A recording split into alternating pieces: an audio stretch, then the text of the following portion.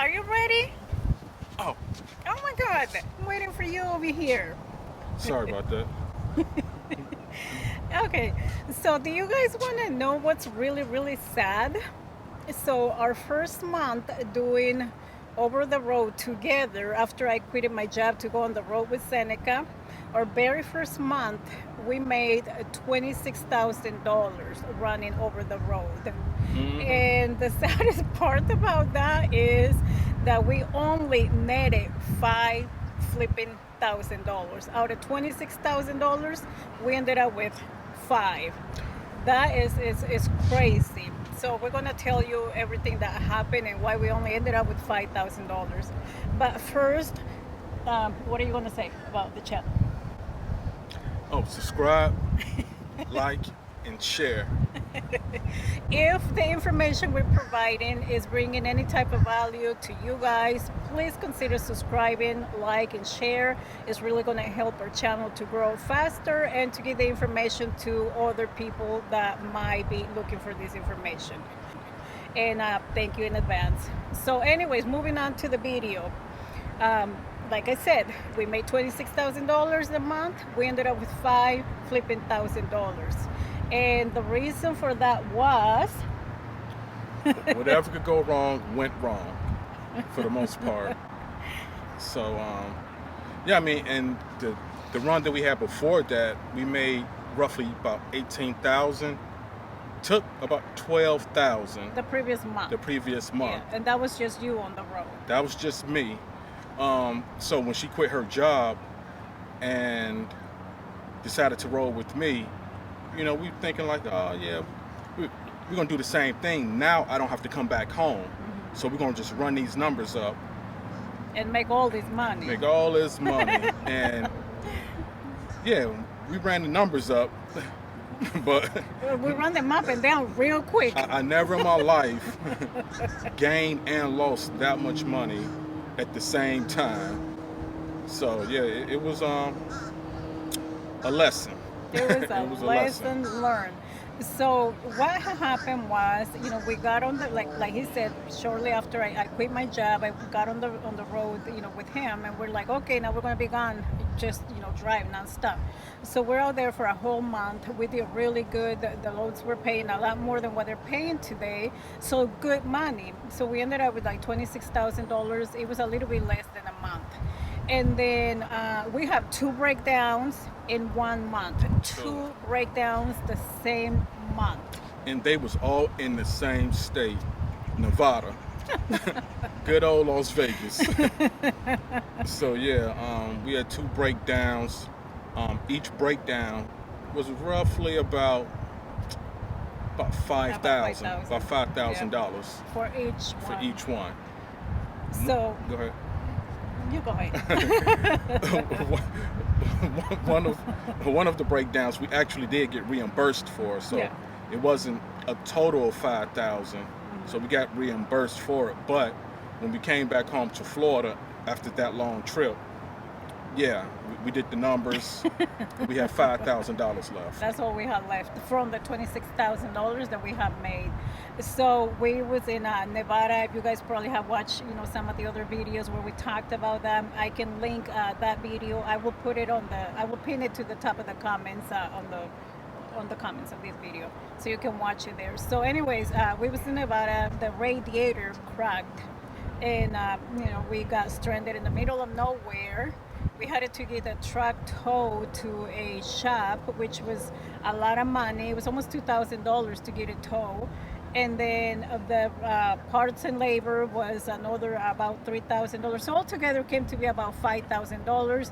We had to get a hotel, so between the towing truck, parts and labor, hotel, Oh, yeah. meals, all of that, it was about Yeah. $5,000, probably a little bit more Yeah. than that. So Forgot about that. yeah, so that was like a big chunk of what we thought we was gonna make. We were like, oh my God, we're gonna net like 15,000 this month. So yeah, that didn't happen. Nope. And then so that was the first breakdown, right? Hmm. And so the radiator got fixed and everything. We get back on the road, and then the radiator started leaking again It for leaked the again. second time. Yeah, the mechanic at Love's truck stop, he didn't install the radiator properly. Yeah, it was in, but it was not installed correctly, and it started leaking And it was again, damaged as well. and it was It was damaged. damaged. Yeah. So we're in the middle of nowhere, so we have to decide whether or not we want to call another tow truck and get towed away. I personally felt like the leak was not bad enough to have to go through all of that again. So we just bought a bunch of antifreeze and Yeah. just kept filling it up, Yeah. filling it up. Finished up the run, and eventually dropped the load off, grabbed another load, and we came all the way back to Florida. So then we got it fixed again in Freightliner, which was another 5,000. 5,000. Yeah, so it was just crazy. So it was two breakdowns in the same month, but it was like for the same thing. So we put the truck back in the shop at Freightliner, and the time that it takes for them to fix it, it was just a lot of wasted time, more money that we had to pay.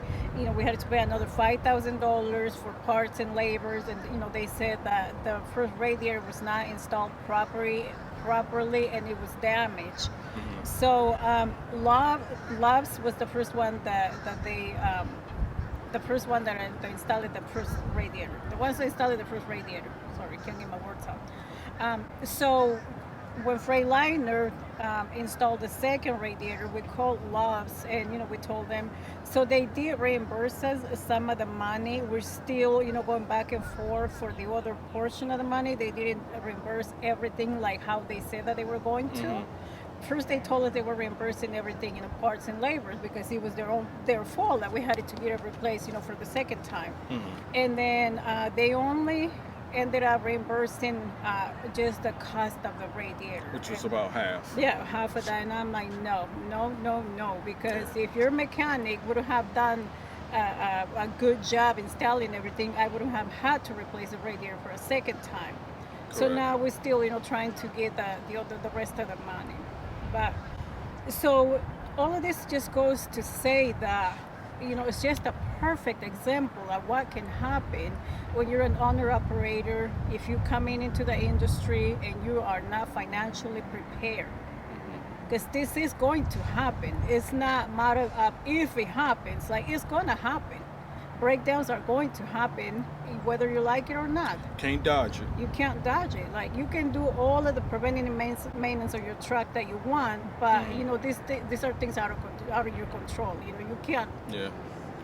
Yeah, I mean, a radiator cracking is something that's kind of out of the driver's inspection. I guess the inspection manual. Yeah, you're not a mechanic. Like some things are just going to happen in its mechanic level operations. Yeah. So you cannot catch every single thing that goes on as far as things breaking or any type of maintenance. The only thing you can pretty much be responsible for is just whatever you have to inspect visually at a driver's level.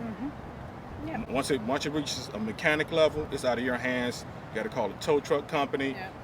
Take it to the shop, and that's the only way you're getting back on the road from that point. So, Yeah, absolutely. moral of the story: have your finances together for repairs and maintenance. Because if you don't, you can go out of business quickly. Real quick. Like, a perfect example. Just imagine what would have happened to us, with two breakdowns in 1 month if we didn't have $10,000 on hand to pay for repairs twice in the same month. Because Freightliner doesn't care that Love's messed up your radiator and that you gotta get that money back from them. That's between you and Love's. Freightliner says pay me now, and you gotta have the money, right? So no matter how angry some of you super truckers get and come on the comments talking all this nonsense to us, saying, oh, you don't know what you're talking about, you don't know what you're saying. Let me tell you something. I wouldn't be saying it if we didn't know. If we wasn't experiencing it out here, I wouldn't be talking. I don't talk about things that I don't know. This is based on our experience out here. So we're only telling you, the things that we're telling you is just to hopefully give you some understanding of what can go wrong if you come into the business operator, side of trucking without being financially prepared for breakdowns. Yeah, I mean, other truckers, like she said, everybody's experience is different. Hmm. So anybody who has any comment about anything as far as regards to finances, what worked for you might not work for us. Yep. What worked for us might not work for you. We're just telling you our experience and things that can happen when you are an owner operator and you have to be responsible for everything. It's completely different when you jump into running a business yourself versus you have a fuel card and you work for a company. Exactly. Two different experiences, and it's still different experiences for owner operators depending on combination setups, whether somebody's dry van, flatbed, step deck, RGN, reefer. Everything's different, but everybody do understand that as far as like being an owner operator is maintenance, having a maintenance budget. Yeah. That's really the point of everything. Exactly. So, it's really important to understand that, for every month you gotta have your preventative maintenance budget, and you gotta have your repairs budget. So if you don't have those two things, in place, and you come into the industry without having that kind of money, without having that kind of savings, what are you gonna do if the truck breaks down? So you're gonna be what? You're just gonna go out of business because you don't have the money to get it fixed and get it back on the road? Yeah, I mean, imagine making $26,000 and you come back home and more than 60 to 70% of it is gone. Imagine that feeling. It doesn't feel good. We came back home all discombobulated. I didn't know what was going on. I'm like, Telling about my wow. spiritual situation that I had at the moment. She thought that it was a demon in the truck with us when we drove through Vegas.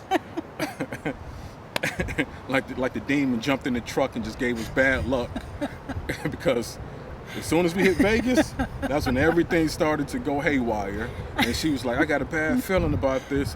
I feel bad about this place. I'm like, baby, we in the middle of nowhere. It's like a Mad Max movie. I understand. Yeah, I get it. But I don't think that that's happening. But I do respect your opinion. So, yeah. So this is how things can go when you're out there on the road and you see like you understand that you're making all this money, but you see all this money being gone right even before you collect those payments, because now you have all these maintenance and repairs to pay. And when we went through Nevada, I was like, oh my god, like I just feel like this dark energy following us, because it was like one thing after another within that trip. Like so many things happens to us, like just within that one trip it was like one thing after another. And I locked the keys in the truck.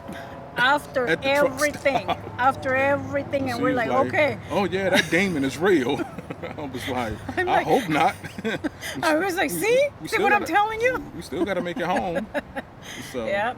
So it was a reality check, because like he said, the previous month, previous to that, he did some runs on his own for like 2.5 weeks.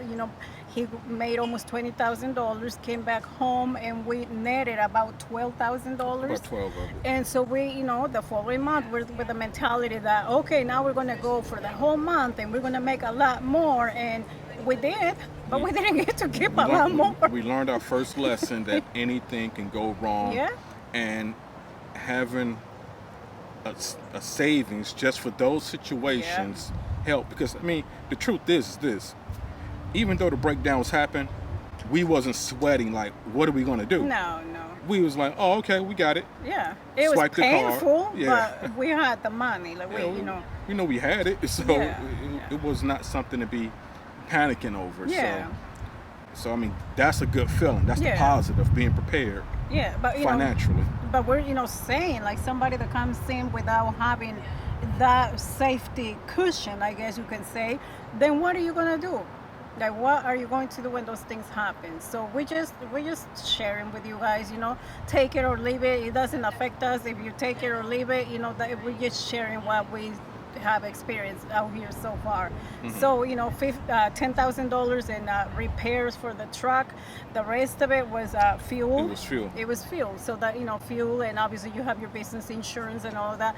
So we thought that we was gonna net about $15,000, and we ended up we thought, and we ended up with like $5,000. 5,000 after a bad run. Yeah, we came home and we was just like, what happened?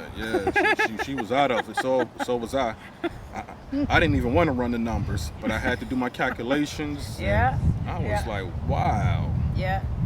And it's just the reality of business. It's not just within trucking, any other business. You're gonna have good months, you're gonna have bad months. It's all about how you prepare the good months for the bad months.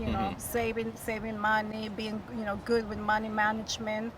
And if you do those things, have your maintenance account, have your repairs account, and just put a percentage there every month. Whatever you make, every month, try to make it a goal to, okay, this month I'm saving 10%, 20, whatever percent you want to, save into those accounts. So when things like this happen, it's already stressful enough that you got to deal with the situations of the truck breaking down. And now imagine not having the money. How much more stressful that's going to be.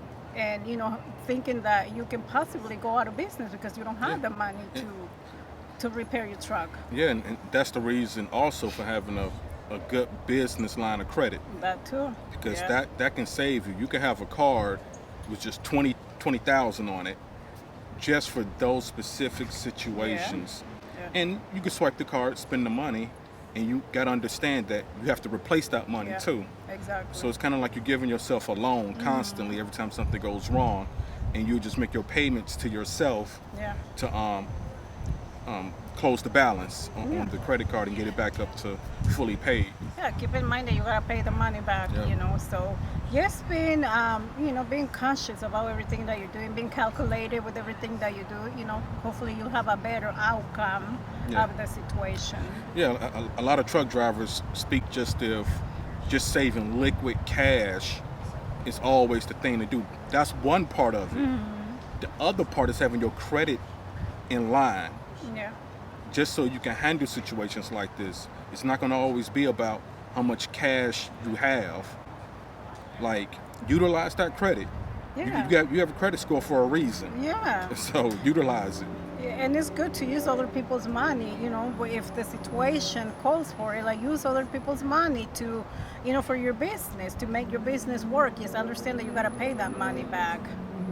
And, no matter what anybody says, no matter how many of you get angry and come at us, come to us saying that, oh, you don't know what you're talking about. All right, well, keep doing things your way. We're going to keep doing them our way. And we're going to continue to share the information that, that we have learned out here so far. If the channel is not bringing any value to you, I don't understand why you keep watching the videos. I mean, and saying every video, I watch every video you posted and blah, blah, blah. And I'm like, my question to you is, why do you keep watching them? They like to hate watch. They hate watch the videos. I'm cool with it. Yeah, like keep we don't watching. care. Like, we get the views. So yeah, we don't care. Whatever. I like it when you hate watch. Yeah. Give me some hate comments too. Yeah. I love it. I love all of it, baby. It's we're like sharing the information with like the new drivers, the people that are thinking about becoming owner operators. We get so many, just like how we get some negative comments, we get the majority, I will say probably 99% is positive, and it's people seeking information, people asking us, can you do a video on this? Can you do a video on that? Can you explain this? Can you explain that? So I understand, there's a lot of people out there that want this kind of information, and we are more than happy to provide it. It's not for everybody, you super truckers. If it's not for you, God bless you. Keep on scrolling. But, for the ones that are seeking this type of information, we're going to continue to provide, based on our own experience out here. Exactly. And, and that is all we're going to say. You got anything else to add to that? I love all the comments. Negative, positive. Seneca enjoys all of them. It's funny because they try to make it seem like the trucking industry or even driving the truck, it's like you need a college degree or something to do it, or you got to drive trucks for 10 years just so you can know whether or not you want to drive trucks. I want to do this. It's like, no, man, like what job in America where you have to work 5 years to understand whether or not you want to do it or not, or are you good at it or not? Like, Yeah. stop selling people lies Yeah. and tell them the truth. And the truth is when you're ready, you're ready. Exactly. Period. And another thing is, don't don't listen to everything that other people have to say, and like you don't even have to listen to us either. Like, do your research and get informed. But when you have a lot of people telling you, don't get into trucking, don't become an owner operator, don't do this.